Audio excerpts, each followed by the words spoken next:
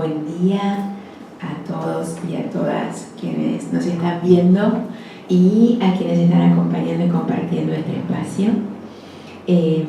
Mi nombre es Miriam Ponce, soy licenciada en Relaciones del Trabajo y narradora oral.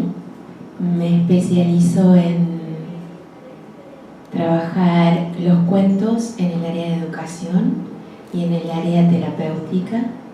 Puntualmente trabajo en 2 hospitales de día de rehabilitación en salud mental y también trabajo en un espacio de cuidados paliativos para enfermos oncológicos.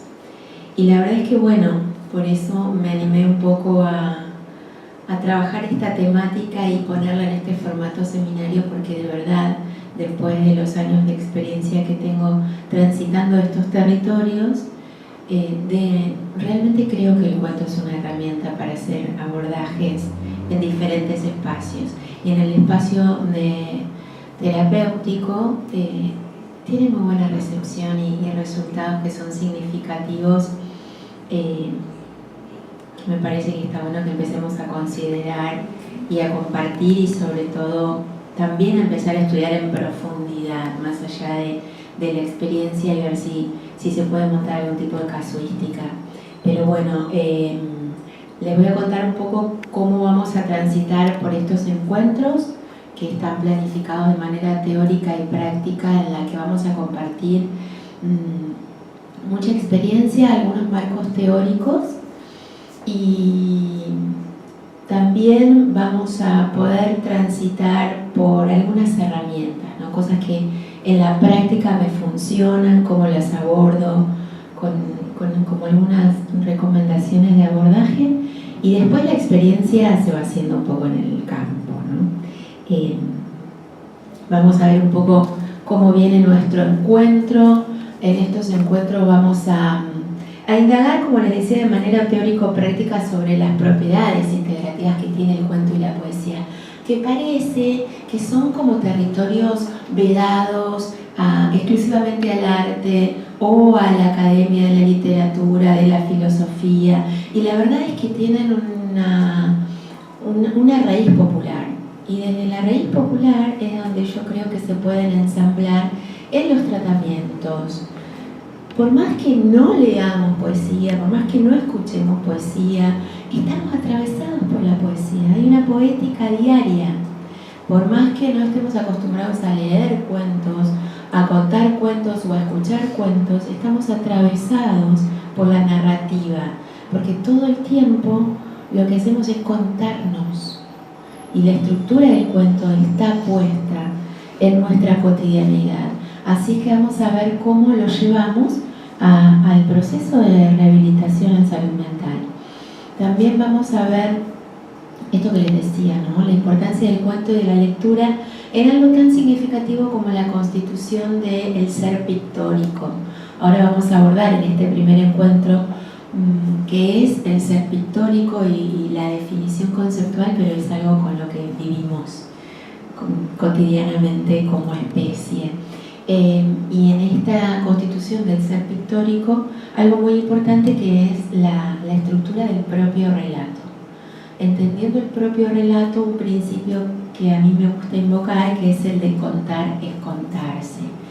Cada cosa que yo elijo contar, cada cosa de la realidad que yo elijo recortar, me está contando en el recorte y en el hecho que yo estoy contando, y también en la forma en que lo estoy contando.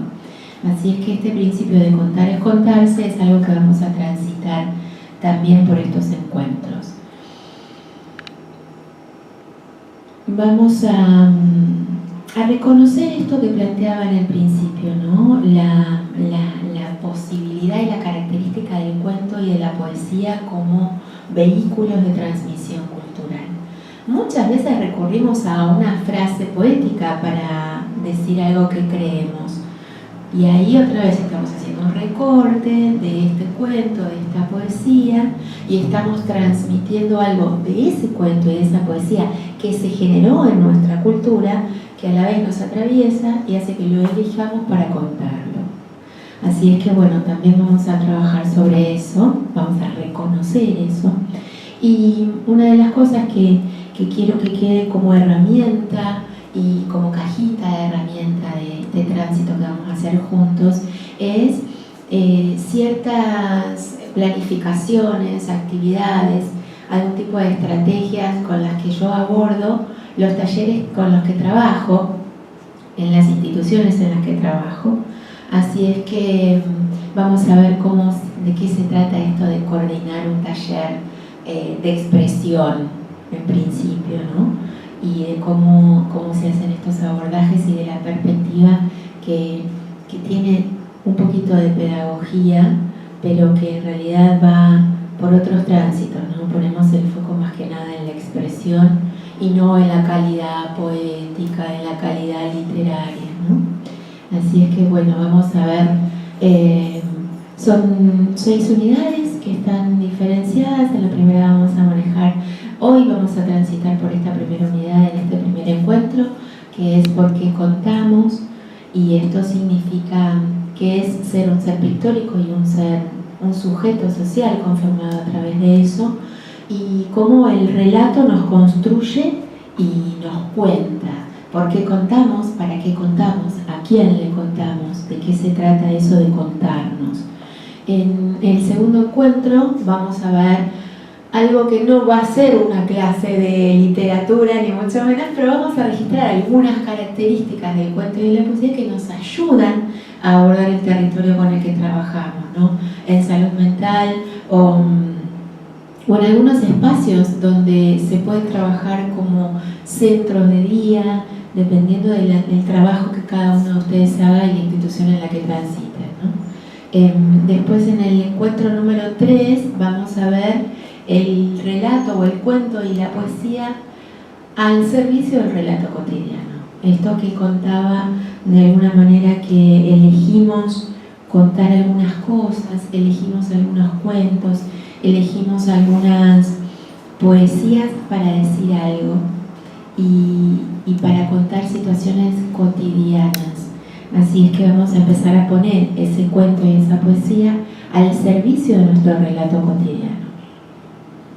Y después vamos a transitar por las herramientas, el cuento y la poesía ya puntualmente poniéndole el ojo y el foco a utilizarlos como herramientas terapéuticas, ¿no? ¿Cuál es la cualidad como herramienta terapéutica que tienen? Vamos a conocer algunas de esas características y cómo es el abordaje en diferentes situaciones. El cuento y la poesía nos sirven para transitar y abordar diferentes situaciones.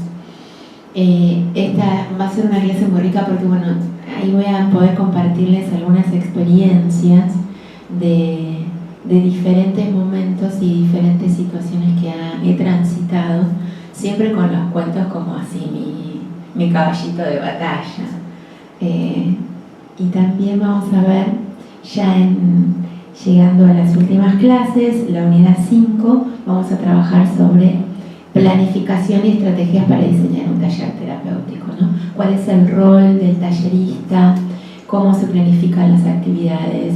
¿Qué tipo de estrategias abordar? ¿Cómo es la estructura de un taller? O al menos las estructuras que yo implemento. Esto no quiere decir que sean las únicas, sino como para poder utilizar una referencia disparadora.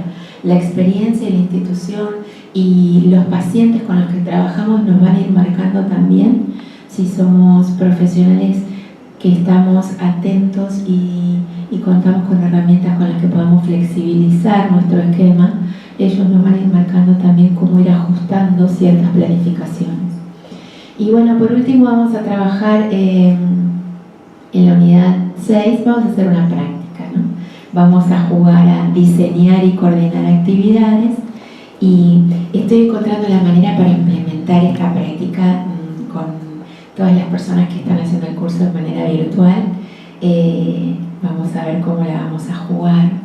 De manera virtual vamos a tener un foro que va a estar abierto para poder tener conversaciones o diferentes tipos de consultas después de que vean la clase y después que vean el material de lectura que va a estar subido, como para poder ayudar y acompañar en esta construcción de aprendizaje que tiene que ver con estar lejos Bueno, así es que esto va a ser nuestro tránsito, ¿no? Quería dejar esto, que es la primera parte de un segmento muy conocido de Los hijos de los días de Eduardo Galeano. Él escribe este libro y uno de los segmentos es este, en el año 2012. Y esta primera parte, la segunda se la voy a mostrar en el transcurso de la clase, que dice que y los días se echaron a andar, a caminar, y ellos los días nos hicieron. Y así fuimos nacidos nosotros, los hijos de los días, los averiguadores, los buscadores de la vida. Y si nosotros somos hijos de los días, nada tiene de raro que cada día brote una historia. Porque elijo esto para comenzar y alentarnos a trabajar, porque el trabajo en salud mental, si bien es parte de un proceso de rehabilitación, es día a día. El paciente nos va marcando día a día y cotidianamente cómo viene él transitando su proceso. Y entonces, cuando trabajamos en talleres, llegar al taller y ver cómo es el día a día del grupo y de cada uno de los integrantes, para los talleristas es un gran desafío, y encontrar qué historia puede brotar ese día de ese grupo y de esos pacientes es un desafío muy significativo que, bueno, a partir de este momento los invito y las invito a comenzar a transitar. Así es que voy a cambiar de presentación para que comencemos con esto.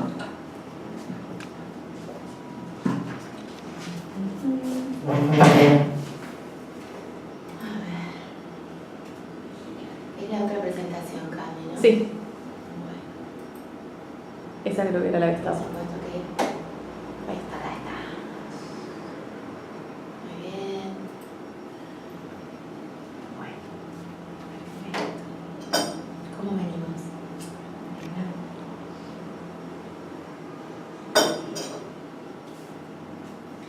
Bueno, entonces vamos con nuestro primer encuentro, con nuestra primera clase de hoy.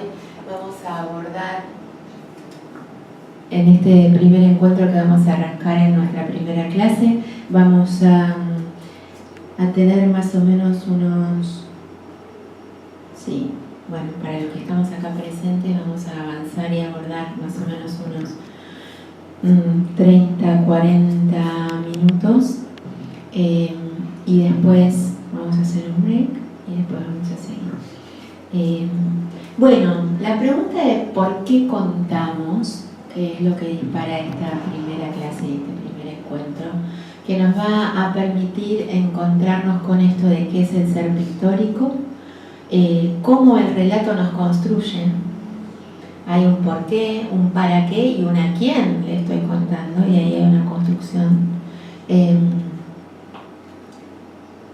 Y de manera, vamos a ver un poco la narración oral, cómo integra esto de la transmisión cultural. Porque en principio, antes que la literatura, que el cuento y la poesía, estuvo la narración oral, ¿no? La primera comunicación fue en la oralidad. Nosotros estamos como muy formateados en la literatura, pero la primera transmisión que elegimos como especie fueron la pintura y la oralidad. Así es que vamos a enfocarnos un poco en eso. Y voy a hacer un ejercicio práctico que para la gente que vamos a estar transitando el seminario de manera virtual, este ejercicio, que es Te cuento quién soy, lo vamos a hacer y les voy a pedir que me manden un videíto de 1 minuto grabado caseramente, camarita de teléfono, no necesitamos nada más en estas tecnologías, en el cual de una manera ordenada, como si fuera un relato, nos cuenten quiénes son. En el foro tenemos posibilidad de subir ese video, así nos vamos conociendo, nos vamos viendo las caras y vamos generando alguna proximidad. Porque una de las características que el relato nos marca y nos pauta es la proximidad. Uno cuando cuenta le está contando a un otro, y cuando tiene la posibilidad de ver a ese otro, de sentir lo que le está pasando a ese otro con el relato, la comunicación es circular, porque así uno también va viendo cómo acomoda lo que está diciendo, si las palabras que está usando son las adecuadas. Entonces, el relato es circular y vamos a hacerlo circular a través de nuestro foro, en principio con este videito para conocernos, así yo le conozco las caras y vamos viendo cómo nos conocemos a gente de Perú, de Córdoba, de La Plata, de Santa Cruz, de Neuquén. No sé si me olvido de alguien más, pero bueno, me lo van a hacer saber por el foro.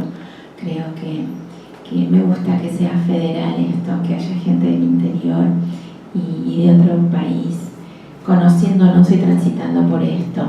Bueno, voy a hacer este ejercicio primero, así vemos cómo funciona, y después para que lo tengan como modelo, y después te voy a pedir, Mariana, que estás con nosotros, si querés hacerlo. Es construir un relato sobre quiénes somos, ¿no? Más o menos que yo ya hice mi presentación formal, pero la verdad es que también uno puede construir un relato sobre quién es. Y mi nombre, como les dije, es Miriam Ponce, pero en realidad todos me dicen Mili. Y me dicen Mili porque cuando yo nací, hace muchos años ya, en un pueblo de la provincia de Buenos Aires, mi hermano mayor, que notaba la longeva edad de 3 años, cuando me vio y mi mamá me presentó y le dijo, él se llama Daniel, le dijo, Dani, esta es tu hermanita más chica, la que vos tanto me pediste, se llama Miriam. Él dijo con su lengua presta y pronta de 3 años, Milian. Entonces mamá le dijo, no se llama Emilia, se llama Miriam. Y él insistió y dijo, Milian. Entonces mamá, con una intención de hacerle fácil las cosas, le dijo, bueno, decile Miri. Y él con su lengua presta y pronta de 3 años me dijo Mili. Y entonces quedé Mili. Mi mamá se dio por vencida y dijo, bueno, llamala Mili. Y quedé Mili, y hay mucha gente que se piensa que me llamo Emilia, hay mucha gente que se piensa que me llamo Milagros. Y cuando papá fue a anotarme en el registro civil, porque en mi pueblo, y en esa época, hace muchos años atrás, el que se hacía cargo de anotar a los hijos en el registro civil era el padre. No había una seccional de registro civil en el sanatorio ni en el hospital del pueblo. Me fue a anotar y le dijo a la señora de registro civil, se llama Miriam. Y la señora le dijo, ¿cómo querés que lo escribamos? Y dijo, como suene, Miriam, se llama Miriam. Entonces la señora decidió que me iba a escribir con Y al principio y con N de naranja al final, que es una de las maneras menos usuales en las que se escribe el nombre Miriam. Y ahí es que cada vez que yo digo mi nombre es Miriam, inmediatamente después, como parte de mi nombre, tengo que decir con Y al principio y con N de naranja al final. Y es como que me llamo todo así, Miriam con Y al principio y N de naranja al final. Porque mucha gente te lo escribe con M, con I común al principio, hay muchas maneras, y esta es la menos usual. Y siempre le pregunté a mi papá por qué había decidido por escribir mi nombre de esa manera, y me dijo, yo qué sé, te lo escribió la señora del registro civil, andá y habla con ella, que por supuesto no. En el pueblo podría haberlo hecho porque en el pueblo nos conocemos todos, pero no lo hice. Así es que, bueno, de ahí viene mi nombre y la anécdota que desde muy chiquita cargo. Soy Mili para mi familia y para todos mis amigos y para la gente que me conoce, aunque no me llamo ni Milagro ni Emilia. Y llevo la manera menos usual de escribir Miriam con Y al principio y con N de naranja al final. Así es que ahora ya saben un poco quién soy. En realidad soy la persona que lleva ese nombre con mucha alegría y con mucho divertimento. Porque aparte mi mamá me lo eligió porque era el nombre de una actriz que a ella le gustaba mucho. Y creo que de alguna manera con eso también me marcó cierto camino, ¿no? Yo no soy actriz, soy narradora, pero la disciplina escénica es algo muy importante con lo que transito. Así es que bueno, ahora que ya les conté quién soy, voy a esperar los videos de ustedes contándome quiénes son. Y ahora le vamos a pedir a Mariana, que es la persona que nos está acompañando hoy como asistente, que nos cuente quién es.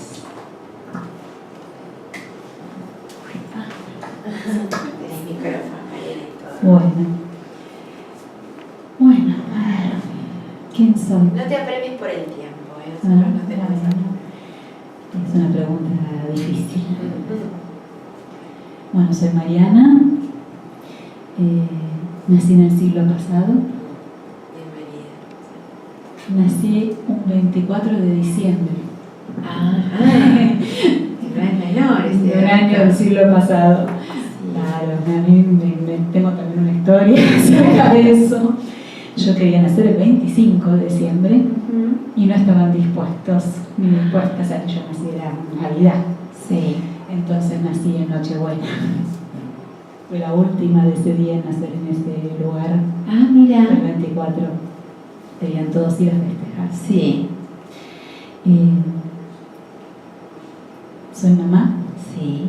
De un niñito que tiene 10 años actualmente y al que conocí y soy mamá de él desde que él tenía 1 año y 7 meses. Bien. Así que también es como me cuenta quién soy. Sí, claramente. Trabajo con personas, acompañando en las vidas a esas personas y trabajo formando profesionales y esa es una vocación que descubrí hace muy poco. Bienvenida. Y que me gusta mucho. Soy muy curiosa, todo me interesa. Eso hace que vaya por caminos muy insospechados a veces.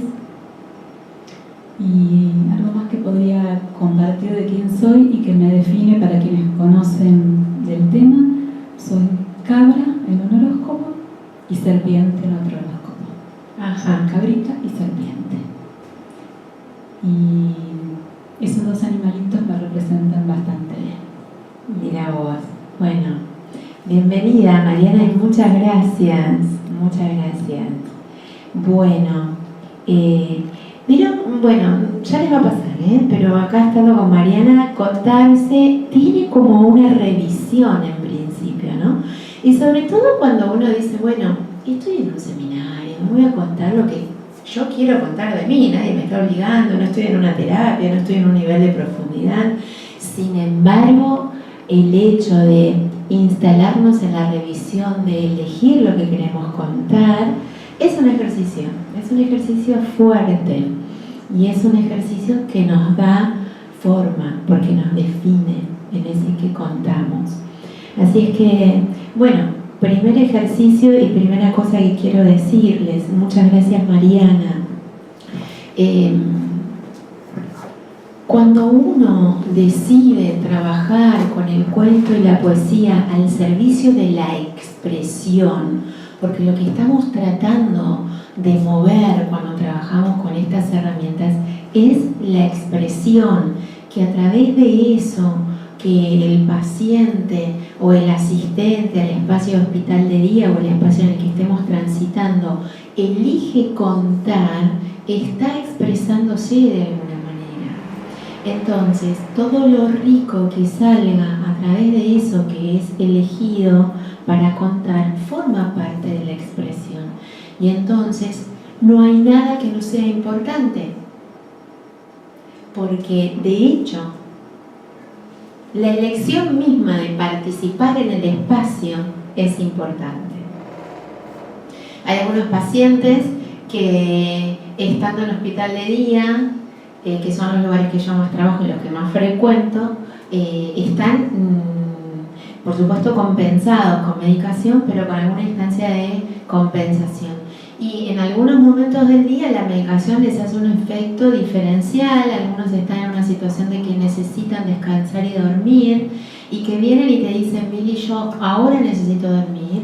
Bueno, tengo muchas ganas de participar, o se sientan en la mesa para participar y en la mitad del taller te dicen, no doy más de sueño, tengo que irme a dormir.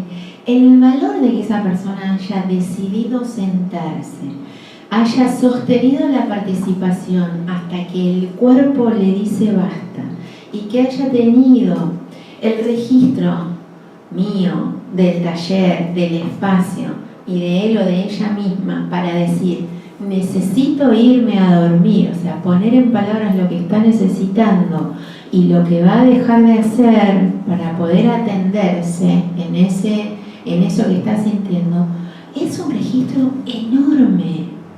Estamos hablando de personas que por ahí 20 días, 30 días o X tiempo antes estaban en un espacio en el que estaban transitando una internación totalmente desestructurados. Entonces, cuando está teniendo tanto registro de la estructura y de las cosas que ahí están pasando, ahí todo es importante y todo es significativo, ¿no? Y entonces, quien está coordinando el taller necesita esta sensibilidad y esta atención de que cada una de estas cosas son datos importantes. Que venga y te diga, me voy a acostar un rato porque la medicación que estoy tomando ahora me está desarmando, está eligiendo contarte algo, se está contando. Porque podría levantarse en la silla y se podría dormir tranquilamente. Que medie la palabra y que en esa mediación de la palabra haya una elección de contar su realidad, es una expresión. Y esa expresión es algo que el espacio, ya de por sí, por ser un espacio en sí mismo, está instaurando y está facilitando. Y entonces cuando avancemos en algún momento sobre la clase 4, que es cómo armar la estructura de los espacios, vamos a ver cómo le damos importancia significativa a esto, ¿no? De cómo los espacios, por eso el hecho de estar armados y montados institucionalmente, ya empiezan a articular estructuralmente. Bueno, entonces muchísimas gracias, Mariana, y cuando los asistentes virtuales vean esta clase y empiecen a grabarse y mandar sus videitos y subirlos, nos vamos a estar conociendo y contándonos quiénes somos. Yo te voy a contar, Mariana, después vamos a ver cómo nos conocemos entre todos, obvio.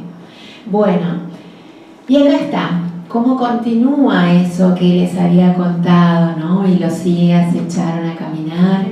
Finalmente, la parte final es este texto, que es la parte más conocida de los hijos de los días de Galeano, en el que dice que los científicos dicen que estamos hechos de átomos, pero a mí un pajarito me contó que estamos hechos de historias. Y eso es lo que buscamos en estos tipos de talleres, ¿no? O en estos trabajos que hacemos a través del cuento y de la poesía. Descubrir cómo esas historias nos han estructurado.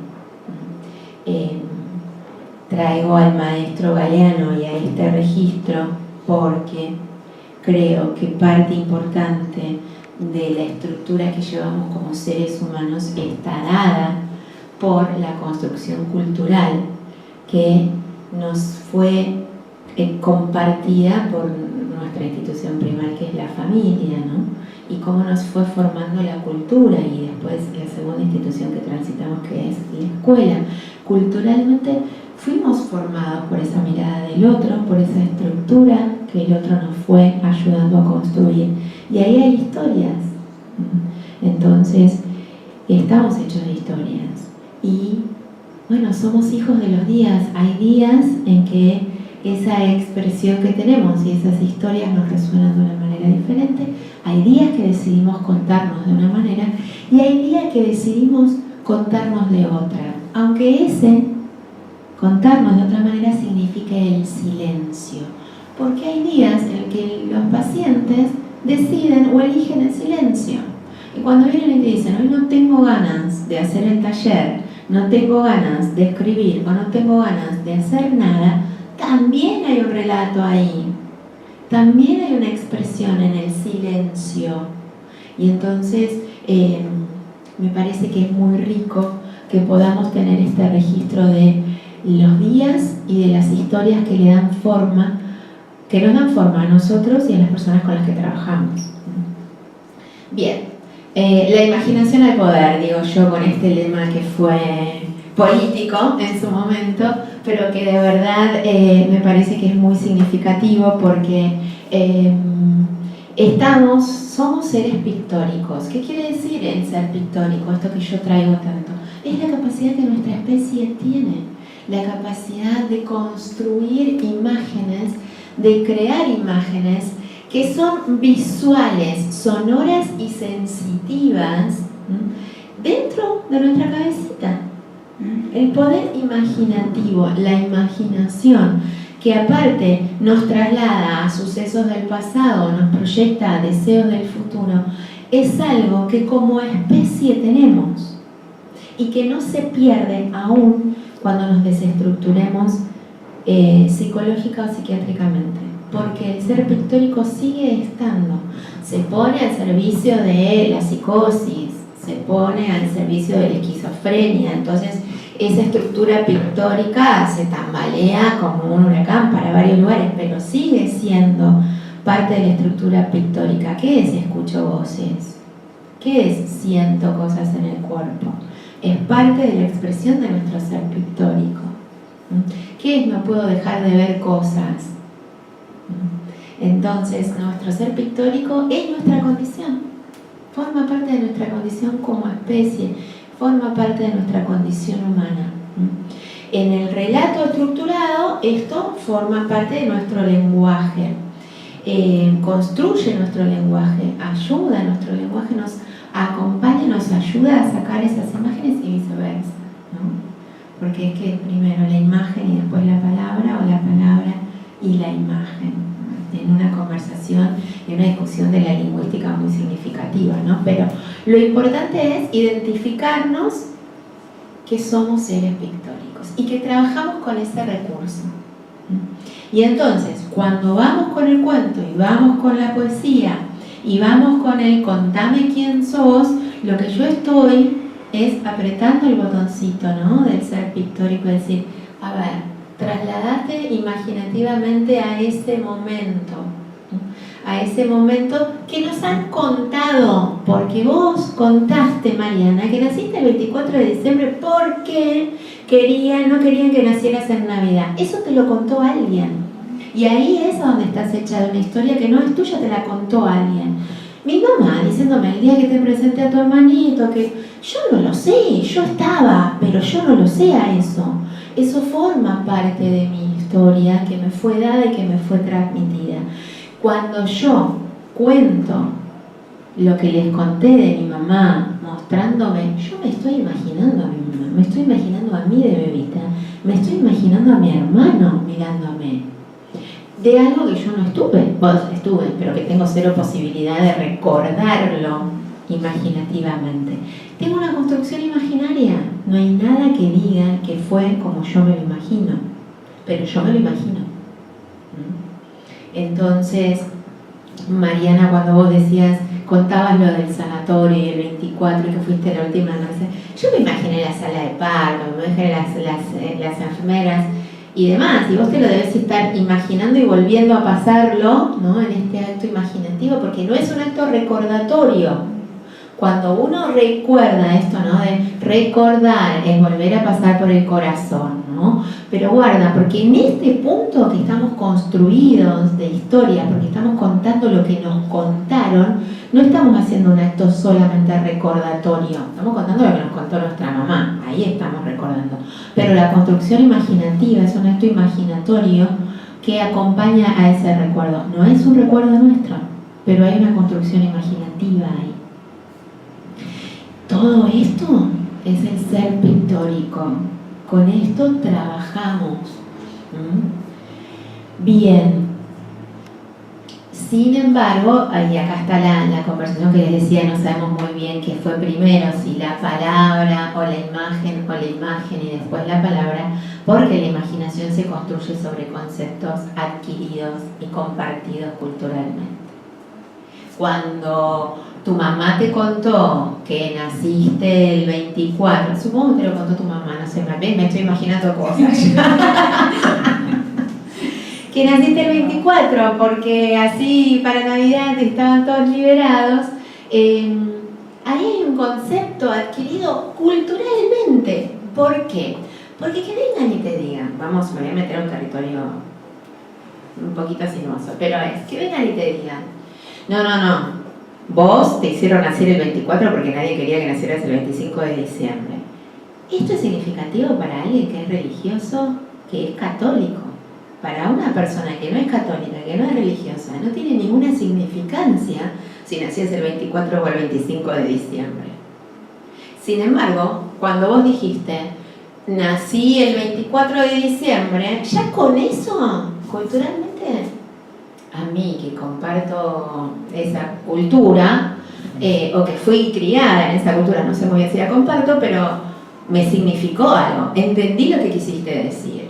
Entonces, la imaginación sobre la que construimos historias se tiene como base y se construye sobre conceptos compartidos culturalmente. Porque para otra cultura, el 24 o el 25 de diciembre no tiene la misma significancia que para nosotros. Entonces, también es muy importante pensar cuando trabajamos con gente, cuál es el común denominador o cuál es ese acto imaginativo o ese suceso cultural o ese concepto cultural que ayuda a construir una imagen en esa imaginación, que representa algo, que tiene un significado en esa imaginación. Con esto no quiero decir que tengamos que preguntarle a todos de qué religión es, ni mucho menos. Digo, uno va conociendo al otro, ¿no? Y también entendiendo que hay algunos conceptos culturales o hay algunos conceptos que están adquiridos que no son compartidos por todos. Entonces, les voy a contar una vez algo gracioso que me pasó. Jugando en el taller, digo, bueno, vamos a jugar al Tutti Frutti. Totalmente convencida de que todo el mundo sabe jugar al Tutti Frutti. O sea, en ningún momento, pues yo dije, bueno, juguemos al Tutti Frutti. Entonces dijeron, sí, juguemos al Tutti Frutti, vamos a jugar al Tutti Frutti. Bueno, les doy las hojas. Bueno, ¿con qué categorías? Elijamos qué categoría, qué vamos a hacer. Entonces empezamos. Nombres, comidas. Espero que todo el mundo sepa jugar al Tutti Frutti, porque si no, miro a la cámara como diciendo, espero que todos los que están del otro lado sepan jugar al Tutti Frutti. Para, si no, este ejemplo no sé cuán claro va a ser. Empezamos a escribir las categorías y uno de los pacientes me dice, Miri, ¿qué es el Tutti Frutti? Y yo dije, mirá. Entonces me senté con él a hacer la grilla y me senté con él a jugar al Tutti Frutti. El resto de los pacientes decía, mientras le enseñás, él está teniendo ventaja porque vos le estás haciendo todo el Tutti Frutti y nos reíamos mucho entre todos.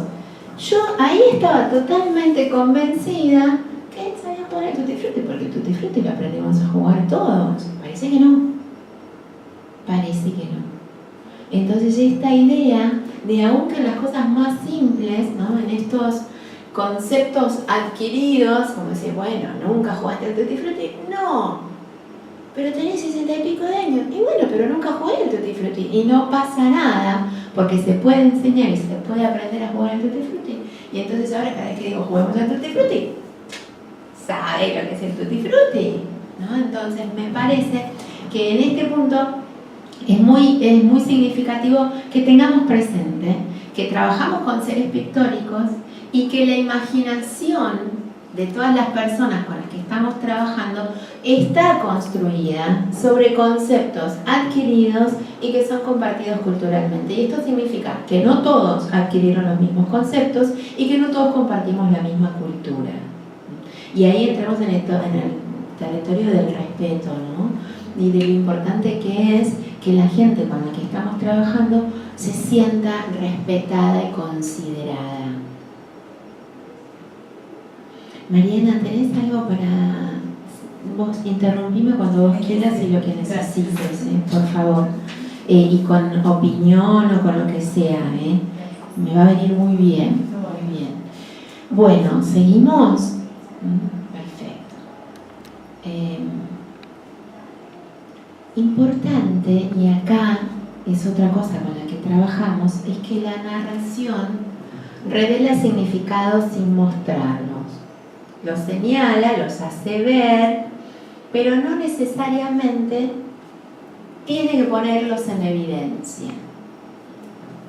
Por ejemplo, cuando yo les estaba contando y les decía a la avesada y experimentada edad de 3 años de mi hermano, estaba siendo sarcástica y estaba diciendo también la dúctil o avesada lengua de mi hermano, que me decía Mili en lugar de decirme Mili. No estaba diciendo, bueno, es un nene de 3 años que no le salía la R, entonces marcaba la L. No, estaba usando un recurso narrativo que revela un significado. Nene de 3 años, se le traba la R, algo que suele pasarle a muchos niños de 3 años. Entonces, revelamos significados que solamente los dejamos como al pasar, y en esta construcción sobre conceptos adquiridos y compartidos culturalmente, hay cosas que la narración revela. Esto de, nació el 24 de diciembre porque nadie quería estar trabajando el 25. No es, nací el día de... lo dijiste después, pero lo primero que dijiste fue, nací el 24 de diciembre porque nadie quería trabajar el 25. Hicieron hacer el 24 para no trabajar el día de Navidad, que es feriado. No es que lo dijiste otra vez. La narración revela significados sin mostrarlos. Y acá está lo que a mí me parece una riqueza muy importante del cuento y de la poesía. ¿Por qué? Porque vamos a trabajar sobre un territorio, que es el territorio del ser pictórico, sobre un territorio que tiene en algún punto, como habíamos dicho, conceptos adquiridos y compartidos culturalmente, sin necesidad de entrar en la obviedad o en el decime qué te pasa, decime qué sentís, hablemos de esto. Y ahí hay una diferencia con la terapia, con el tratamiento terapéutico, ¿no? Que por supuesto es el tratamiento que todos transitan y sobre todo en las instituciones, pero es como una pata diferente. Esto, la narración hace que se cuenten y que nos contemos, incluso sin darnos cuenta de lo que estamos contando en algún territorio. Entonces, yo siento y creo que es una riqueza muy importante la de abordar desde la narración, desde el cuento y de la poesía, la expresión de las personas con las que trabajamos. Porque ahí están contando mucho, están diciendo mucho. Pobre Cami, perdón, te hago subir, te hago bajar, soy re inquieta. Ahí vamos. Entonces, el principio con el que les dije que íbamos a trabajar es este de contar, es contarse. Y en realidad es algo que yo construí, ¿no? Que es algo que una vez conversando con muchos narradores y viendo cómo trabajamos con la narración y cómo trabajamos con los cuentos, y siempre la pregunta de por qué elegís este cuento para contar, qué hay en este cuento para contar, y de pronto es, y elijo este cuento porque a mí me resuena de determinada manera, ¿no? Entonces, cuando decimos contar es contarse, hay muchas cosas que nosotros elegimos sin darnos cuenta cuando elegimos qué contamos, para qué lo contamos y a quién se lo contamos. Y la primera de las cosas que tenemos que tener en cuenta es que la narración es un saber general. ¿Qué quiero decir con esto? Quiero decir que estamos construidos y constituidos como sujetos narrados. Esto no lo digo yo, por supuesto, ¿no? Solamente lo repito. Podemos contar lo que pasó con nuestros días de nacimiento porque alguien nos lo contó y eso nosotros lo tomamos y lo usamos para contarnos. Y ahora me estoy dando cuenta de qué cosa que las dos trajimos momentos de nacimiento, momentos de que no estábamos en principio con nuestro recuerdo, ¿no? Entonces, la narración, ¿por qué es un saber general? Porque todos contamos. Desde, y en la cosa más cotidiana, ¿qué es lo que hacemos cuando volvemos a nuestras casas? Le decimos a nuestro pequeño, contame cómo te fue el día, contame cómo te fue en la escuela, contame qué hiciste en la casa de fulanito, contame qué hiciste en la actividad que sea que haga que vaya. Si vivís en pareja, bueno, te cuento lo que me pasó hoy, ¿no? O te cuento que me llamó fulanito, o no sabes lo que me pasó. Siempre tenemos algo para contar. Yo tengo en uno de los grupos de WhatsApp con los que tantos que todos tenemos, instauré una cosa que decir, bueno, contémonos el logro del día. Y llega la noche y siempre hay, che, nadie tuvo un logro del día. Ya se instaló esto de contémonos el logro del día, que puede ser, no sé, me até los cordones solo el logro del día. O sea, la cosa más sencillita, pero que hace que por un instante nos pongamos contentos durante el día. Es decir, no es que tuve todo un día de porquería. Hubo un momento en el que yo me sentí contento, ¿no? Y se lo quiero contar a alguien. ¿Por qué arranqué esto? Que contémonos el logro del día. Porque yo estaba tan contenta con que había podido entrar a la FIP y generar las facturas electrónicas, que para mí era un logro total, que necesitaba contárselo a alguien. Entonces agarré y dije, contémoslo. Y nosotros necesitamos contarnos, o por la tragedia, o por la alegría, o por la emoción. Necesitamos contarnos. No somos si no nos contamos. Entonces, la narración es un saber general porque todos contamos, en principio. Y entonces ahí tenemos un común denominador. ¿Por qué? Porque muchas veces cuando decimos este es un taller de expresión oral y escrita, parecería que solamente venimos a escribir y a montarnos en un taller literario. Y me parece que esta es una manera de abordar los espacios diciendo, no, solamente vamos a trabajar esa capacidad que tenemos todos de contarnos. Porque si no, una de las cosas con las que recibís es, yo soy malísimo escribiendo, no, yo no quiero trabajar porque soy malísimo escribiendo. Y ahí entonces tranqui, no es necesario que escribas, no hay otras cosas como para empezar a desarticular esa idea previa de que uno es bueno o malo para algo, que es la primera idea, ¿no? Y que a veces está totalmente puesta en el juicio que cada uno hace de uno mismo. Pero entonces, el saber general que implica que todos contamos es un puntapié inicial para poder comenzar a articular estos espacios de trabajo con las personas.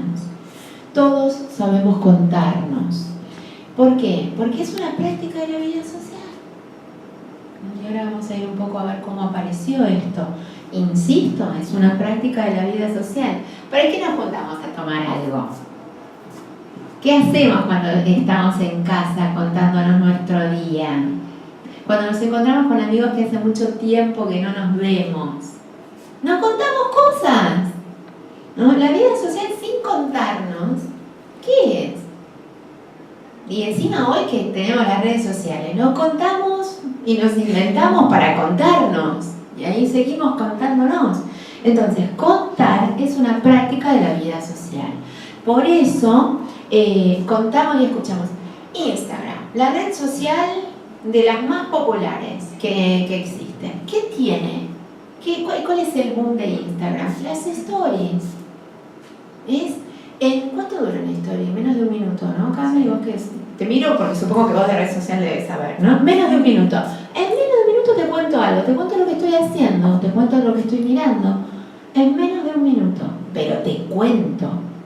Está para contar, ¿no? Y le pusieron una story porque acá hay una historia chiquitita, ¿no? Y entonces, fíjense si eso no es un saber general y si no es una práctica que está totalmente instaurada en la vida social.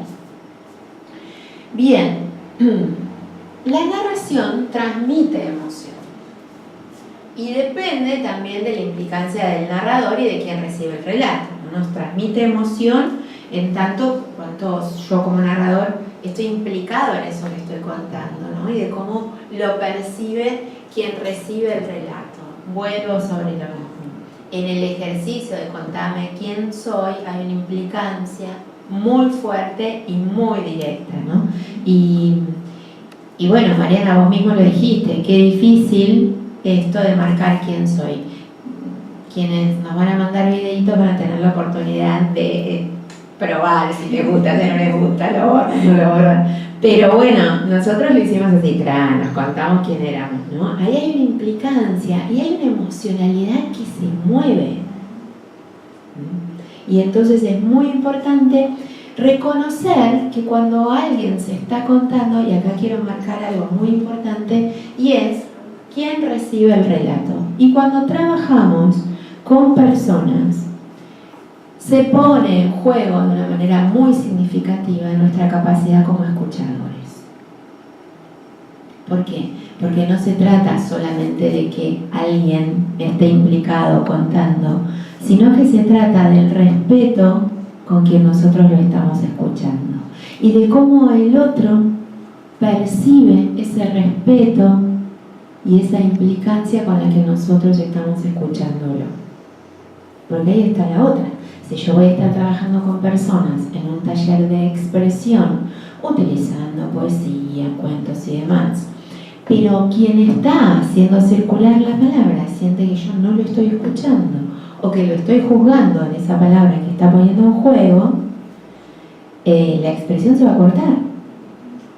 Entonces es tan importante asumirnos como escuchadores de relatos en un rol de escucha real, que es, no te estoy juzgando, no estoy decidiendo si lo que estás contándome fue bueno, fue malo, estoy escuchando tu palabra y la importancia, sobre todo, que vos decidiste ponerla en juego.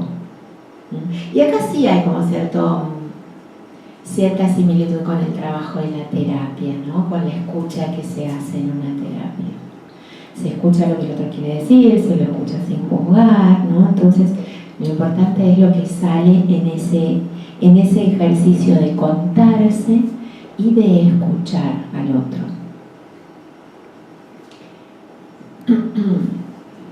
Bien, y el interés del relato surge, como habíamos dicho, de vivencias, de conceptos y de emociones compartidas. ¿Esto qué quiere decir? Que usualmente cuando yo busco un cuento o busco una poesía, voy a buscar esos cuentos o esas poesías con las que creo, en principio, como coordinador de los espacios, ¿no?, que va a haber una común unión, que va a haber como que va a hacer vibrar desde lo vivencial. O sea, a mí me pasó lo mismo que le pasó a la persona del cuento, o esa partecita de la poesía que dice, por favor, no te rindas, a mí me hace mucho sentido. Entonces, cuando nosotros buscamos que el relato marque o signifique que quien lo está escuchando le preste atención y sea significativo, tenemos que entender que tengo que buscar relatos que compartan emociones, vivencias y conceptos compartidos.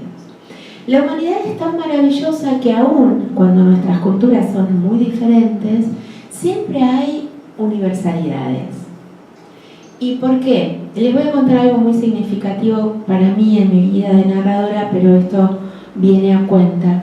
El año pasado, no, el anterior, yo fui a trabajar a un festival de narradores, un festival de narración en Irán, una cultura que para mí era totalmente diferente, un país que prácticamente no conocía. O sea, cuando me confirmaron que había sido seleccionada para ir a Irán, me tuve que poner a estudiar, o sea, primero dónde estaba, cómo era la cultura, ¿no? Y bueno, el gran imperio persa, o sea, yo estaba totalmente fascinada, pero bueno, es uno de los países más controvertidos y controversiales del mundo. Y yo me seleccionaron porque había enviado una historia y había enviado una argumentación de mi historia que estaba basada sobre el artículo número 6 de los derechos del niño, que es el derecho a la identidad. Y estaba patrocinada y estaba acompañada por Abuelas de Plaza de Mayo, porque yo trabajo para un área de Abuelas de Plaza de Mayo con los cuentos, ¿no? Y entonces cuando me seleccionaron y yo fui a contar este cuento que hablaba de identidad y hablaba de la desaparición de una niña, Pero tenía que ponerlo como en contexto, o sea, yo tenía que contar qué era lo que había pasado en nuestro país en ese periodo de tiempo que fue la dictadura, en el cual habían desaparecido adultos, niños, y habían sido extraídos de sus familias y habían sido entregados a otras con identidad cambiada. Y que hubo madres que parieron a sus hijos e inmediatamente se los arrancaron de los brazos y no los vieron nunca más. Y que bueno, que esa es una realidad que nosotros la seguimos contando para que no se pierda lo que eso significó. Y cuando lo contaba, ¿no? Y después contaba la historia y veía mujeres llorando en Irán, me acuerdo que me impacté mucho y dije, Dios mío, estas mujeres están llorando. Y se lo dije a mi traductor, ¿no? Un joven iraní que estaba totalmente embebido en la cultura latinoamericana porque estaba haciendo un máster en culturas latinoamericanas, cosa que me pareció fantástica, y que sabía mucho de lo que había pasado en Argentina y en los países de Latinoamérica en ese periodo. Le digo, ahí, pero las mamás están llorando, y él me dijo, Mili, es que te arranquen a tus hijos de los brazos es tan tremendo en Irán, en Argentina o en cualquier lugar del mundo, porque es una tragedia para la humanidad. Eso me contestó y yo no lo había ni tenido en cuenta al momento de estar viendo todo lo que pasaba con la historia que yo había llevado, ¿no? O sea, eso no lo había tenido del todo en cuenta. Yo quería ir a contar lo que había pasado a través de una historia. Y cuando veo eso y él me dice, claro, ahí está. No importa las culturas, hay universalidades, hay vivencias y hay conceptos que nos hermanan, estemos a donde estemos. ¿Por qué? Porque son existenciales de nuestra especie. Fue una de las cosas más fuertes que me pasó con las historias, tomar ese registro, ¿no? Tomar ese registro que decir, acá tenés una universalidad, esto es de nuestra especie y de otras, porque cuando vos ves que a una perra le sacan los cachorros, le pasa lo mismo. Entonces, bueno, el interés del relato surge de experiencias compartidas. Quiero ver ahora cómo vengo. 3 minutitos más, 11:20, y vamos con este slide y después hacemos un break, ¿me parece? Un corte. Bueno, ¿qué tiene el relato? El relato es una imitación o una representación de acciones o entrelazamientos de hechos, o sea, contamos cosas, imitamos cosas que sucedieron, ¿no? Las rearmamos, las rehacemos en el relato. Y también está implicado en nuestra manera de vivir el mundo. ¿Qué quiere decir esto? Yo puedo tomar como importante algo que para mí es significativo, como por ejemplo que logré entrar a la página de la FIP y hacerme la factura electrónica. Contar eso está implicado en mi manera de vivir el mundo, porque para mí entrar a la FIP es casi como escalar el Everest. Entonces, que alguien venga y me cuente que escaló el Everest para mí es absolutamente fantástico. Capaz que a esa persona no le significa mucho que yo haya entrado a la FIP, pero es mi manera de vivir el mundo, que construyó el relato que yo decidí hacer y la acción que yo tomé a posterior. Entonces, está implicado en nuestra manera de vivir el mundo, porque está implicado en esas cosas que para nosotros son significativas. Entonces, imagínense si para mí es significativo entrar a la página de la FIP, todas las cosas que pueden ser significativas para una de las personas con las que estamos trabajando, para alguno de nuestros pacientes o de los asistentes a los espacios que coordinamos. Tantas maneras de vivir el mundo como personas que viven en él, y tantas maneras de contar esas vivencias como personas que las vivencian. Entonces, ahí me parece que es importante tener esa mirada sobre el relato. El relato no es único.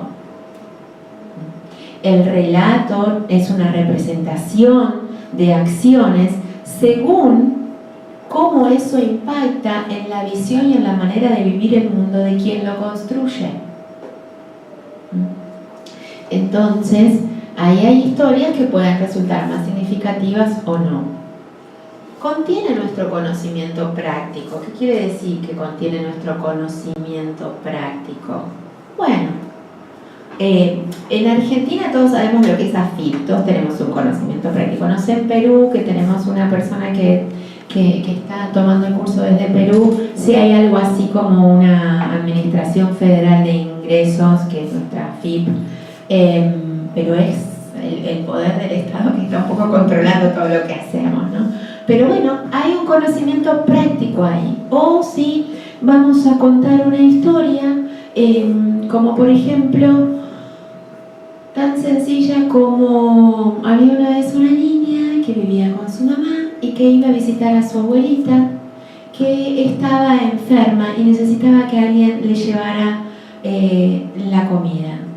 Práctico, hay un conocimiento absolutamente práctico. Enfermedad, una abuelita que está necesitando que alguien la cuide, alguien que va y que le lleva la comida. Eso es un conocimiento práctico.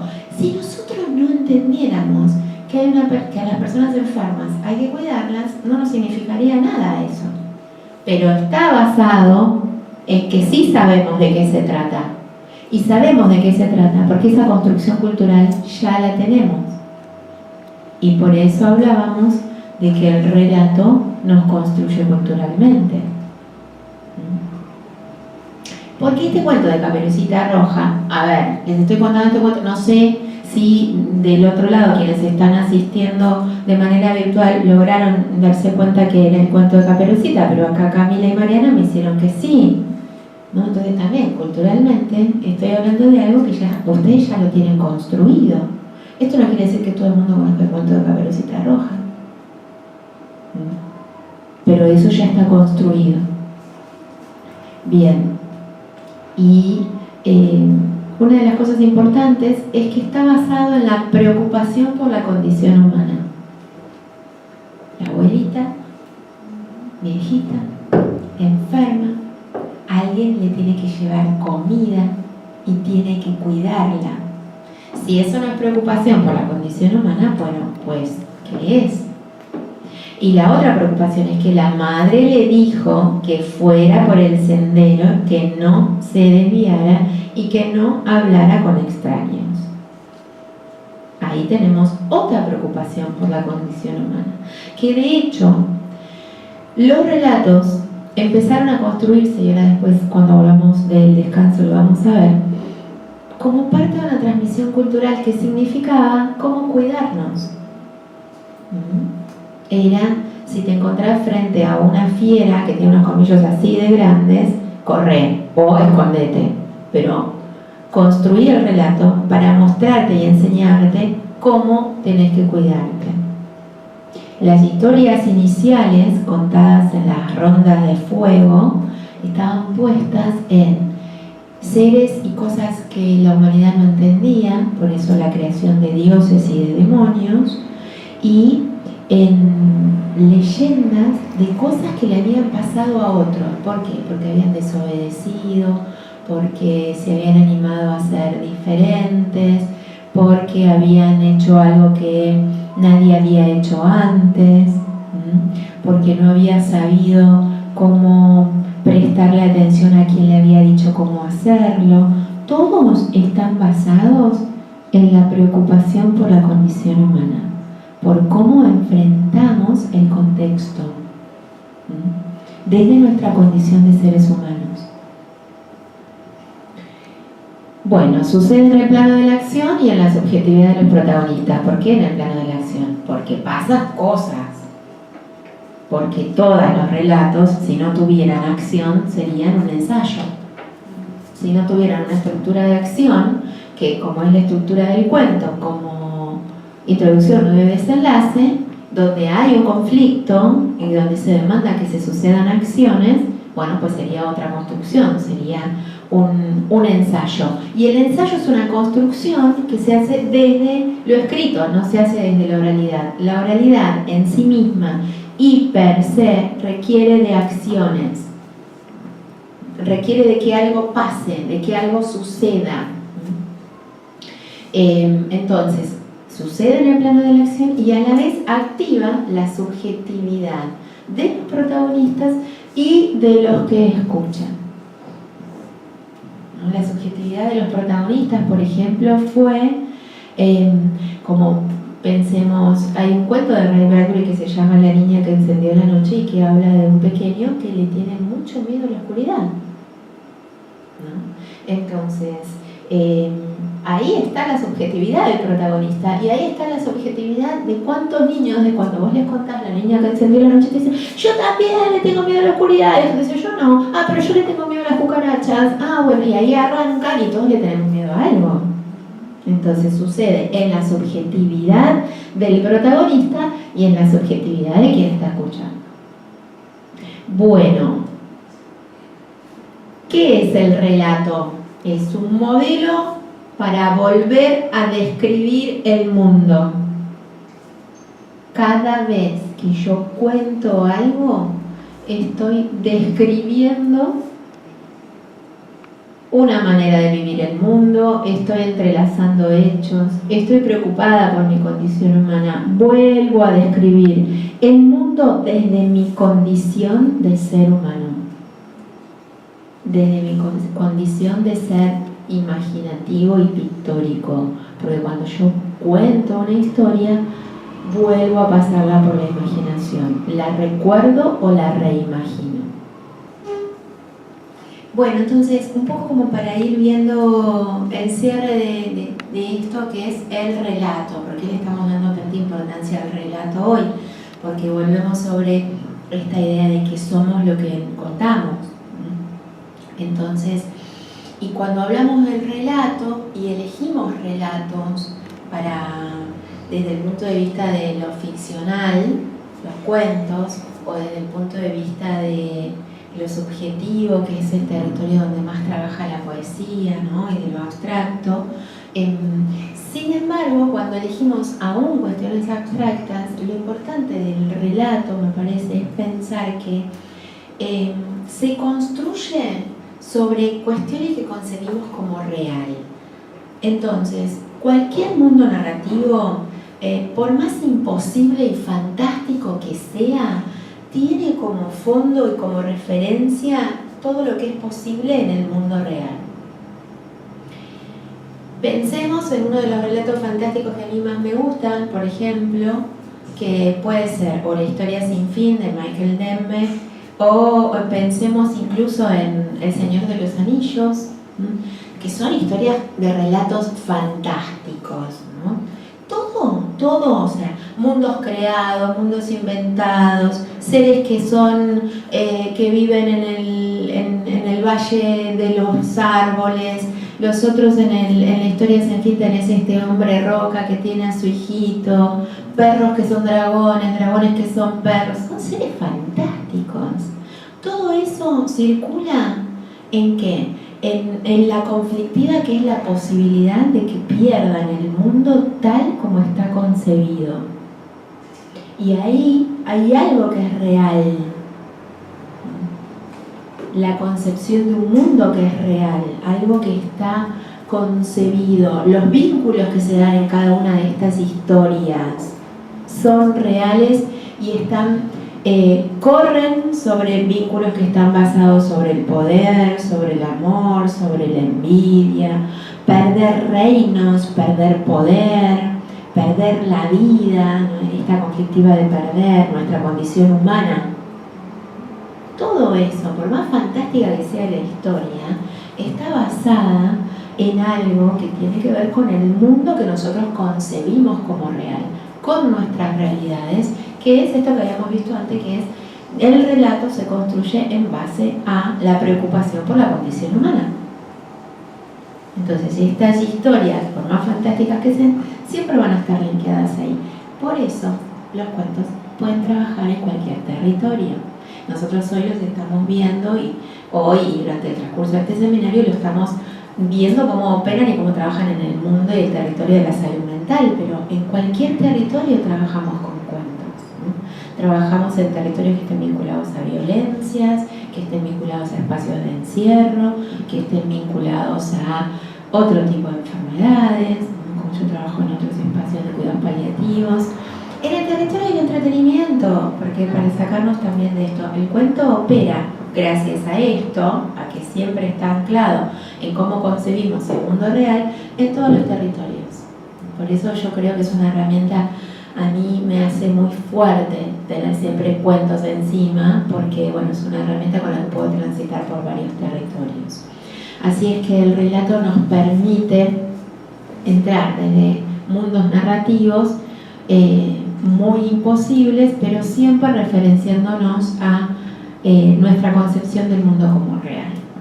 Vamos a transitar un poco sobre qué fue el primer relato o cómo nos movemos como el primer relato. El primer relato, hay algunas historias o hay algunos trabajos que nos plantean y que nos dicen que está concebido como un viaje de alguien que salió al mundo, que se movió de su comunidad primaria, de su mundo cotidiano, que va a otro lado, que ve algo diferente y que lo cuenta. Y eso se sigue manteniendo, aunque sea un viaje a la oficina, aunque sea un viaje en el 60, siempre hay algo que es salirse de nuestra cotidianidad, que es salirse del lugar en el que estamos instalados cotidianamente. La novedad, lo nuevo, lo diferente, hace que construyamos un relato. Eso que hicimos, que como un logro, cuando yo digo contemos, no es el logro del día, eso diferente hace que construyamos el relato. Ese primer hombre que dijo, no tenemos que comer porque ya no tenemos más raíces, porque ya no tenemos más frutos de estos árboles, vamos a buscar, salgamos a buscar a otro lado. Salió, y en ese salir algo pasó, se encontró con una fiera, se encontró con otro fruto que lo probó y le resultó rico, volvió y lo contó.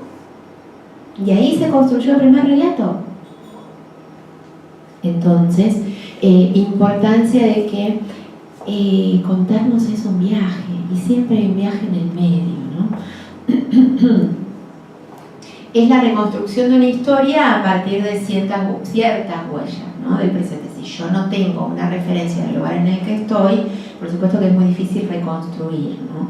Y por eso el trabajo que hago o que propongo que hagamos a través del cuento y del relato en el funcionamiento de mi experiencia es trabajar con pacientes que ya están en cierto grado de retorno a un equilibrio de su estructura, ¿no? Es muy difícil trabajar con pacientes que están en crisis. Los pacientes que están en crisis se trabaja solamente en la cuestión de atender la crisis. Ahí no hay nada para elaborar desde lo subjetivo.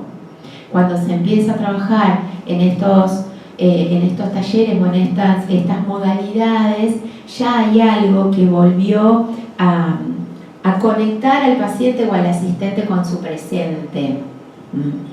Entonces es importante tener en cuenta eso. Bueno, también hay algo que no sabemos y que el relato lo reconstruye y lo imagina y lo narra. Y cuando usábamos el ejemplo de presentarnos, la verdad es que la parte principal o el inicio de mi relato o del relato de Mariana es algo que no sabíamos. Nosotros no sabemos de eso, nunca lo supimos. Hasta que alguien nos lo reconstruyó, nos lo contó y nosotros lo imaginamos y lo contamos. Entonces, siempre en el relato hay algo que no sabemos. Incluso, ¿por qué es tan importante no contar el final? Porque no lo sabemos y porque parte importante, ¿no?, de ir construyendo el relato. No me cuentes cómo termina. ¿Por qué? Porque ahí está la reconstrucción, porque ahí está la imaginación, ¿no? Entonces, importante tener presente que el relato nos permite construir algo que todavía no estamos sabiendo. Y el narrador se constituye, el concepto del narrador, etimológicamente quiere decir el que sabe, el que conoce. Y en la antigüedad y en el principio se le daba este mote de narrador a aquel que era o el aventurero que había ido y que había visto, o el chamán, la chamana o el curandero que había hecho esos otros viajes, los viajes a través de las hierbas, los hongos, los conocimientos adquiridos o bajados por los espíritus, un viaje a otro tipo de conocimiento, y cuando volvía podía venir y contar cómo curarnos, por ejemplo, ¿no? Entonces el narrador era el que guardaba esas dos condiciones, el que había salido y había visto otras cosas o el que había tenido un viaje de conocimiento. Entonces, el que sabe, el que conoce, se constituía como el que volvía y contaba. ¿Por qué? Porque, como les decía, tienen posibilidades de contar lo que no está ahí, contar lo que no estamos viendo en nuestro presente. Salí, vi, volví y conté, y te estoy contando algo que vos no estás viendo, y estoy apelando a tu capacidad imaginativa. Esto siempre puede suceder porque somos seres pictóricos. Estoy apelando a tu capacidad imaginativa y a esos conceptos adquiridos y compartidos culturalmente para que vos puedas reconstruir eso que yo te estoy contando. Entonces, ahí está la riqueza de salir, volver y contar y de ser estos seres pictóricos que somos, ¿no? Y entonces la narración es una construcción de un sujeto que se piensa a sí mismo a partir de un relato. Y ahí estamos, que quiere plantearnos, que quiere decirnos: cuando vuelvo y cuento, me estoy contando desde el punto vivencial que yo vi eso que encontré. Vieron que algo muy gracioso y cotidiano. Voy a entrar en el territorio, no sé si todos compartimos esto, pero los pescadores, esas personas que les gusta ir al río, ¿no? Y que llevan su caña de pescar y que van y compran la carnada y que dicen, bueno, me paso horas frente al río con el mate, con la silla, su reel, la tanza, que miran todo, que para agarrar determinado pez necesitas determinado tipo de anzuelo, ¿no? Y después resulta que todo eso se construye en una aventura. Y cuando vuelve, algunos vuelven para compartir con el pez que sacaron y otros te cuentan cuál es el pez que sacaron. Y cuando te cuentan cuál es el pez que sacaron, cada vez que te cuentan el pez que sacaron, el pez va adquiriendo otras dimensiones. Bueno, de eso se trata la construcción del sujeto. No quiere decir que sea mentiroso, quiere decir que cada vez que yo estoy reconstruyendo un relato, me estoy construyendo como sujeto que estuvo ahí. Y entonces cada vez que lo cuento digo, no sé qué más, al final me parece que no era ataque, me parece que era más grande. Y me voy reconstruyendo cada vez que yo voy contando. Entonces, esto alimenta el relato. Y por supuesto que después lo termina llegando de fantasía al relato, ¿no? Y a veces, qué sé yo, ese dorado o ese surubí terminó siendo descomunal, ¿no? Incluso terminó siendo una criatura del río que nadie más había visto antes. Entonces, ahí hay una construcción de este sujeto que se piensa a sí mismo. Y la historia de la narración es la historia de cómo se ha construido cierta idea de la subjetividad. Porque también, como somos seres pictóricos, somos seres narrados, la historia de la narración es la historia de cómo se ha construido una historia. Y a la vez, ¿por qué estamos hablando de esto si nosotros trabajamos con personas y trabajamos con pacientes?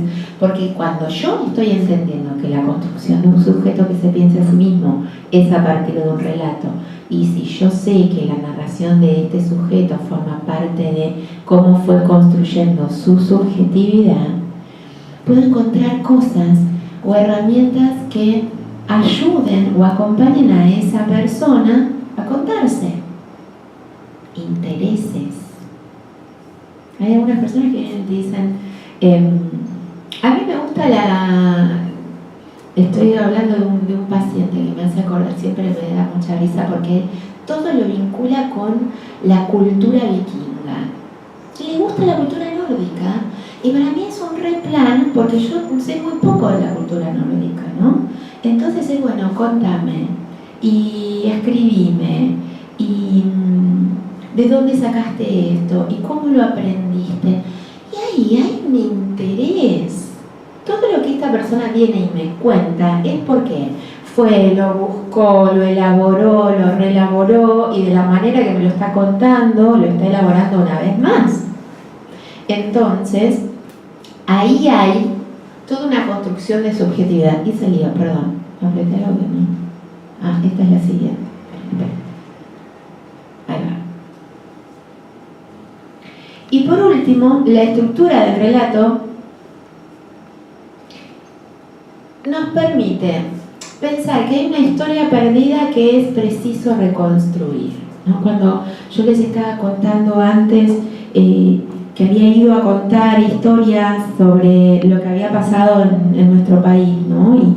Y era un cuento, no es que fui a dar una charla, no, era un cuento donde uno dice, es preciso reconstruir esto porque en esta reconstrucción hay un repensar de lo que pasó, aparte de volver a ponerlo en la escena. Entonces, la estructura del relato como una historia perdida que es preciso reconstruir es el modo por el cual es la forma y la razón por la que nosotros le decimos a alguien, contame. Porque nosotros todos necesitamos contar y que nos cuenten, y porque contar es esto, reconstruir. Y muchas veces los pacientes o los asistentes a nuestros espacios necesitan reconstruir algunas cosas, aun cuando eso sea acostumbrarse a sentarse en una mesa y compartir solamente un espacio con otras personas. Eso ya es una reconstrucción. Entonces nuestros espacios están facilitando mucho más que el camino de la palabra, están facilitando y acompañando la reconstrucción de una estructura. Por lo cual, soy como una fan de la narración. ¿Qué pasa? Le propone al que escucha, y acá aparece la figura del que escucha, que yo les dije es muy importante, cómo asumimos nuestro rol de escuchadores, un reencuentro consigo mismo, con los otros y con la imaginación. Porque la narración propone eso. Cuando escuchamos un cuento, cuando escuchamos que alguien nos está contando algo, cuando nos sentamos al servicio de la escucha de un relato,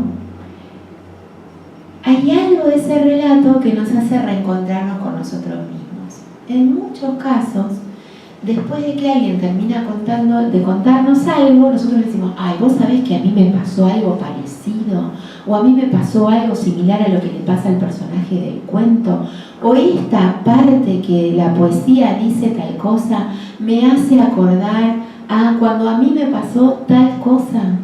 Y ahí está la construcción y cómo resuena en quien está escuchando el reencuentro consigo mismo. Nadie sale indemne de la escucha de un relato. Nadie. Siempre por algún lado algo te va a vibrar y vas a sentir ganas de contarlo o no, eso es otra cosa, pero algo te va a vibrar. Indemne e indiferente no vas a quedar, aun cuando digas la verdad no me pasó nada.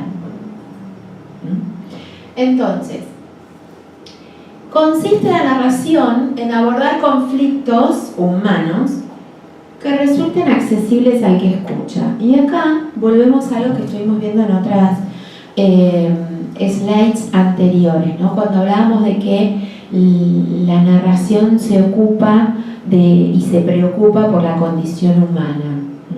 Y entonces hay que abordar estos conflictos humanos que resultan accesibles al que escucha. Yo trabajo con un espectáculo que aborda situaciones de violencia de género entre parejas. Y tengo una versión para adultos y tengo una versión para adolescentes. ¿Por qué? Porque a los adolescentes, si bien les pasa lo mismo, o sea, la situación de violencia está dada de otra manera.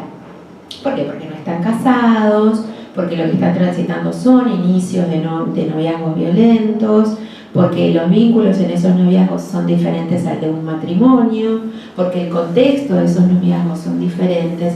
Entonces, si yo le cuento a un adolescente cómo se da una situación de violencia, en un cuento siempre, entre una mujer adulta y un hombre adulto, que es un gerente general de una compañía, está muy lejos de su realidad. Va a entender que hay una cuestión de violencia, pero no lo va a atravesar. Ahora, si yo les cuento la situación que se da entre una chica que se enamora de un hombre mayor, que la separa de su familia, que la engaña, que después no le deja volver a juntarse con sus amigas de siempre, ahí sí le estoy abordando algo que es más accesible a su mundo. Y eso lo ayuda a reencontrarse con ellos mismos y con los otros y con el contexto que le es común. Entonces, lo que tengo que generar cuando trabajo con cuentos y con poesía es encontrar la accesibilidad. Eso que resuene. En eso que es un dilema y un conflicto humano. Porque la violencia es un conflicto humano. La vida y la muerte es un conflicto humano, la enfermedad es un conflicto humano. El crecer, el cambiar de lugar, el cambiar de escuela, el cambiar de amigos, el cambiar de país, el que papá y mamá se separen, son conflictos humanos. Pero no es lo mismo que papá y mamá se separen cuando tengo 3 años a cuando tengo 18 o cuando tengo 14 o 11, son momentos como muy precisos. Y no es lo mismo contar esa historia, ese conflicto que es humano, a un niñito de 4 años que a un adolescente o un preadolescente. Entonces, ahí donde está el trabajo que tengo que hacer. Tengo que buscar la accesibilidad. ¿Estoy siendo clara, Mariana? Bueno, muchas gracias. Espero que para las personas que están viéndome lo sea. Si no, por supuesto que después cuando llegue el momento del foro todas las preguntas van a ser contestadas. Bien, bueno, los conflictos se tienen que presentar con subjetividad. ¿Qué quiere decir esto? No hagamos juicios desde el estoy contando el cuento. En los cuentos, así como en las obras de teatro, los personajes son como son sus características. Después cada uno le pone o entiende si es bueno o es malo. El conflicto se presenta con la subjetividad que el conflicto en sí mismo trae cargado y que le va a representar al otro. O sea, dejemos que la subjetividad del que escucha sea la que emerja. No es que no, porque este tipo era tan malo que la fajaba tremendamente a la mujer. Dejemos que la elaboración de cuál es el rol, de qué es lo que pasaba, ¿no? La elaboración de que está mal, que esto no es lo que corresponde, que esto es perverso o que esto es dañino, la elaboración de esa conclusión la genere quien pueda, quien esté escuchando.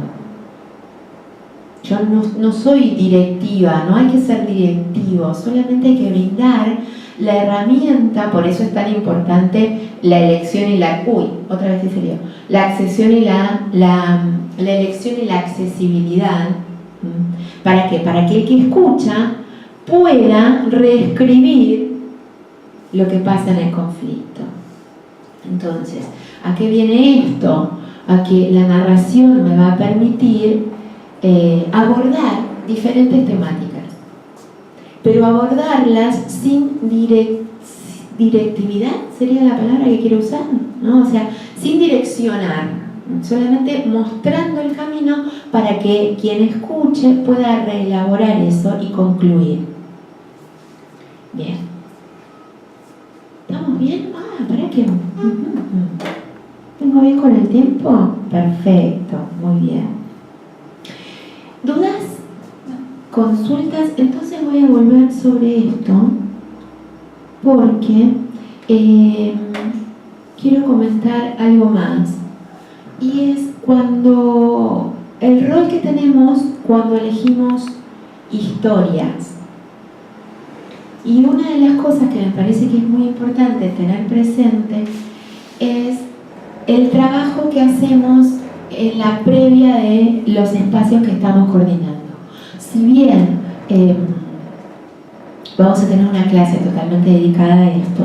Quiero enmarcar que todo el trabajo que hacemos en los espacios de expresión y oral escrita, o al menos en mi experiencia, los hago dentro de marcos institucionales, ¿no? Hay de por medio una institución de salud mental, un formato que es un formato de hospital de día o que es un formato de internación, pero dentro de un taller en el cual las personas que asistan a ese taller están dentro de un tratamiento, y sobre todo el tratamiento está en el momento en que la persona ya puede estar adentro del taller, ya puede estar elaborando subjetividades, reelaborando subjetividades. Y una de las cosas importantes que me gustaría destacar o dejar en claro es el trabajo que es multidisciplinario que se debe hacer en estas instituciones. Yo me acuerdo o suelo ir a las instituciones y decir, mira, quiero trabajar este cuento con esta consigna. Entonces, antes de entrar al taller voy y lo presento con el referente. ¿Cómo estamos hoy? ¿Hay algún paciente que no va a poder transitar por esto? La mayoría de las veces me dicen, sí, Mili, van a poder transitarlos, y si no lo pueden transitar, eso también forma parte del tratamiento, y vos quédate tranquila que después estamos nosotros para hacer la contención de la situación que esto despierte o dispare. Yo no soy ni psicóloga ni psiquiatra, entonces necesito mucho de estos acompañamientos y a la vez la seguridad que estas respuestas me dan para poder avanzar con lo que yo quiero trabajar, ¿no? Me parece que eso es muy importante, me parece que es sumamente importante. Esto es muy hermoso y funciona, pero no sé cómo funciona si lo hacemos solos, porque yo no lo hago sola. Lo trabajo y lo pongo en función de todo un sistema y de todo un tratamiento. Y entonces me parece que como coordinadores o como personas que decidimos utilizar la herramienta cuento y poesía como parte de la expresión en salud mental, lo tengo probado y puedo garantizar cómo funciona en un marco institucional, y es lo que más recomiendo. Si hay alguna persona que ha hecho otro tipo de experiencia y que tiene algún otro tipo de experiencia para compartir, Mariana, vos o las personas que están transitando por esto de manera virtual y después lo quieren compartir en el foro, son bienvenidas esas experiencias. La mía es en el marco institucional y a mí personalmente me da mucha seguridad, mucha tranquilidad y me permite abordar la responsabilidad que significa coordinar estos espacios con esa tranquilidad, ¿no?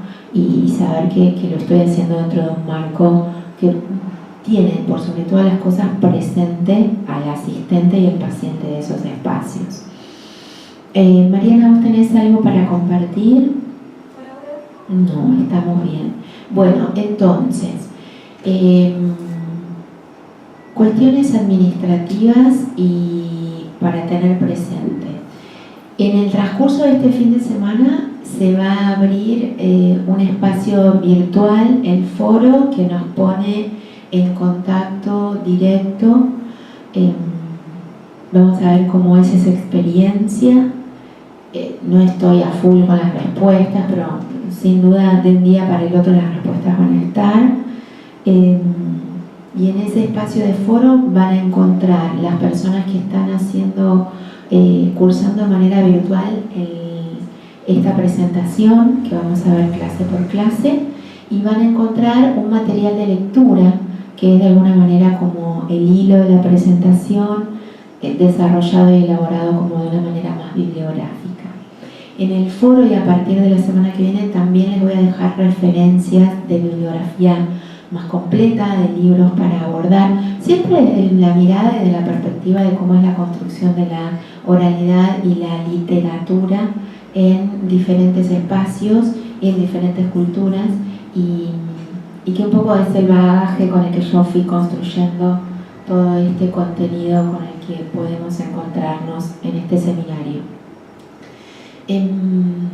Para las personas que están cursando de manera virtual y a partir del momento que se abra el foro, voy a estar esperando y vamos a estar esperando la llegada de los videitos con el ejercicio de Contame quién sos.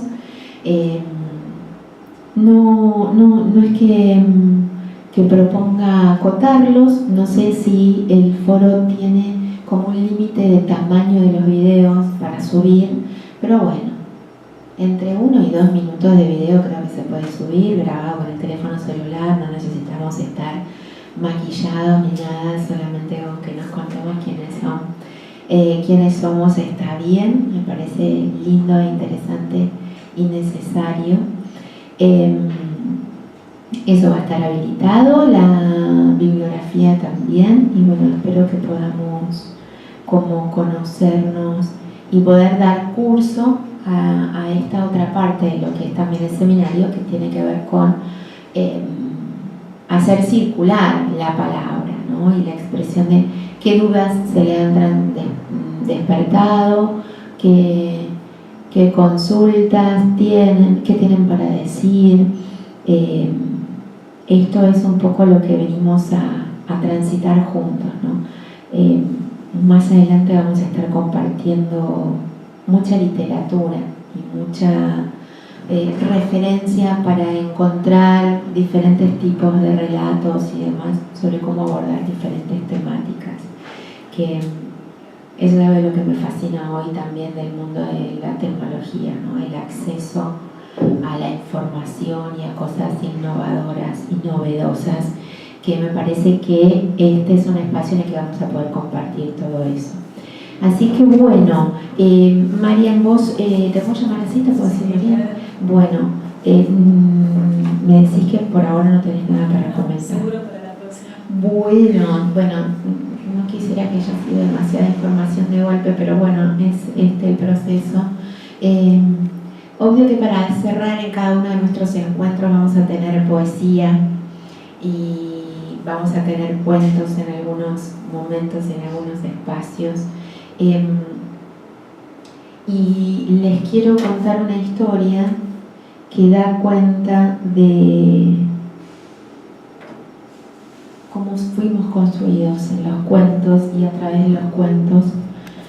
Y esta historia dice que hace muchos años, hace mucho, pero mucho tiempo atrás, había una aldea que estaba ahí nomás, armada muy cerquita a la orilla del mar. Una aldea de pescadores que se levantaban muy temprano a la mañana, salían con sus balsas al mar y llenaban sus redes de peces y después volvían para compartirlos en una fogata enorme a la tardecita, todos juntos en el medio de la aldea. Y había en esta aldea un hombre que era el hombre más querido por todos los habitantes de la aldea, y era el hombre que contaba historias.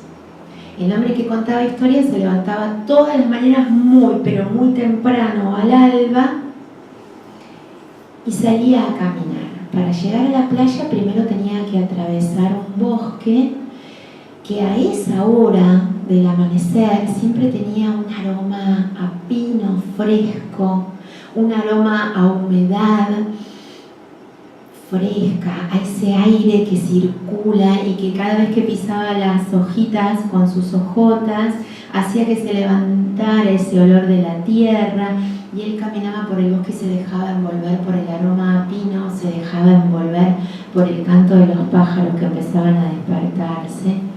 Y cuando terminaba de atravesar el bosque, el sol ya había salido y entonces la arena estaba ya empezando a estar tibia, y el hombre que contaba historias se sacaba sus hojotas y ponía los pies sobre la arena, se dejaba empapar por ese calorcito y después caminaba, se acercaba un poco hasta la orilla y ahí ya sobre la arena más fresca y mojada caminaba. Y caminaba horas y horas y horas, caminaba a la orilla del mar, y mientras caminaba, el hombre que contaba historias pensaba e inventaba. Y a la tardecita, cuando volvían los pescadores y él también regresaba a la aldea, después de atravesar el bosque, Y ya cuando estaban las mujeres de la aldea armando la gran fogata, ¿no? Y se estaba empezando a levantar el fuego y todos empezaban a reunirse alrededor del fuego y los chiquitos en el piso y las mujeres limpiando los peces y los hombres desenredando sus redes, todos se acercaban al hombre que contaba historias y le decía: dale, contanos qué viste hoy. Y entonces el hombre que contaba historias se sentaba ahí alrededor del fuego, todas las miradas expectantes, y contaba. Hoy cuando atravesé el bosque, muy temprano a la mañana, iba caminando y de pronto, como de la nada, me apareció un gnomo. Ustedes saben lo que es un gnomo, les decía el hombre que contaba historias. Bueno, es como un enanito, pero que tiene unas orejas largas y verdes y unas patas bien grandes, todo de color verde. Me agarró de la mano y me llevó hasta un claro donde había un montón de hadas. La gente lo miraba. ¿No saben lo que son las hadas?, le decía el hombre que contaba. Son unas mujeres hermosas que llevan como una luz en el pecho, como una velita, y aparte tienen unas alas gigantes. Estaban en el medio de un claro y yo ahí de la mano del gnomo mirando esas hadas que estaban bailando. Bailaban al son de la música que tocaba un fauno. ¿Cómo nadie sabe lo que es un fauno? Bueno, un fauno es un hombre que es mitad cabra y mitad hombre y que toca la flauta, y ahí me invitaron a bailar y bailé hasta que me quedé dormido y me cansé, y cuando volví vine y se lo conté a ustedes. Y esa noche la gente de la aldea se iba a dormir pensando en gnomos, pensando en hadas y pensando en faunos, y soñaban con estos seres. Y a la mañana siguiente el hombre que contaba historias se levantaba más temprano que nadie, atravesaba el bosque con ese perfume, llegaba a la playa con la arena calentita, se sacaba las ojotas, caminaba por la arena, y mientras caminaba pensaba e inventaba. Y cuando volvía la noche, y ahí estaban la fogata ya armada, las mujeres limpiando los peces, los hombres desenredando las redes, los chiquititos corriendo, todos lo miraban y decían: ¡Y contanos qué viste hoy! Y el hombre que contaba historias se sentaba y decía: hoy me fui hasta la playa y ahí había un tronco que había traído la marea, y como la arena estaba tan calentita me senté ahí, después me recosté sobre el tronco y me quedé dormido. Y cuando me desperté vi que había una ola enorme que se levantaba del mar, y en la base, ahí en la ola, había 3 sirenas. Como nadie sabe lo que son las sirenas son esas seres del mar que tienen mitad mujer y mitad pez, una cola de pez enorme. Bueno, son muy hermosas. Y había una que era morocha, otra que era rubia y otra que era pelirroja, y se peinaban esos pelos con unos peines de nácar hechos con conchillas que salían del mar, y cantaban con una voz como nunca escuché antes. Bueno, me volví a quedar dormido, y cuando me desperté me vine acá y se lo conté a ustedes. Y esa noche la gente del pueblo se iba a dormir pensando en sirenas. Y una mañana el hombre que contaba historias se levantó e hizo lo mismo de siempre. Caminó por el bosque, sintió ese aroma, pino fresco, sintió el ruidito de las hojas cada vez que las pisaba, el olor y el frescor de la tierra que se levantaba, el canto de los pajaritos. Llegó al mar, se sacó las hojotas, puso sus pies ahí. Y cuando se acercó, vio que una gran ola se levantaba, y sobre esa ola las vio 3 sirenas. Esas mujeres hermosas con cola de pez estaban cantando y estaban peinándose. El hombre que contaba historias se sintió como espantado, salió corriendo, entró al bosque y de pronto se dio cuenta que estaba perdido. Escuchó como unos cantos y fue hasta ese lugar y se encontró en el medio de un claro con un fauno que estaba tocando la flauta rodeado de hermosas hadas que bailaban y se entregaban a la danza llenas de alegría. El hombre que contaba historias estaba tan desesperado que trató de salir corriendo, pero en ese instante apareció un gnomo que lo agarró de la mano y el hombre que contaba historias lo vio. Y el gnomo tranquilo lo llevó hasta ese lugar, hasta el camino que lo llevaba otra vez a la aldea. El hombre que contaba historias cuando volvió a la aldea venía muy confundido. Y ahí estaba la fogata esperándolo y los niños y las mujeres y los pescadores y todos dijeron: dale, contanos qué viste hoy. Y el hombre que contaba historias le dijo: no, hoy no he visto nada. Y esta historia es una historia de Oscar Wilde que nos habla justamente de cómo los relatos nos construyen en la imaginación y cómo cada cosa fantástica que construimos en la imaginación tiene un anclaje con nuestro mundo real, y de lo importante que son las historias y los cuentos. Y dice en esta poesía León Felipe: sé todos los cuentos, yo no sé muchas cosas, es verdad. Digo tan solo lo que he visto, y he visto que la cuna del hombre la mecen con cuentos, que los gritos de angustia del hombre los ahogan con cuentos, que el llanto del hombre lo taponan con cuentos, que los huesos del hombre los entierran con cuentos, y que el miedo del hombre ha inventado todos los cuentos. Yo no sé muchas cosas, es verdad, pero me han dormido con todos los cuentos y sé todos los cuentos. Porque también traigo esta poesía de León Felipe, por esto que les digo que la narración es un saber general. Sabemos todos los cuentos porque tenemos la capacidad de contar, ¿no? Y en cada uno de estos momentos vitales de la condición de ser humano hay una historia, hay un cuento que nos atraviesa. Así es que bueno, creo que esto es todo por hoy, ¿no? Me alegra mucho que hayamos empezado este espacio.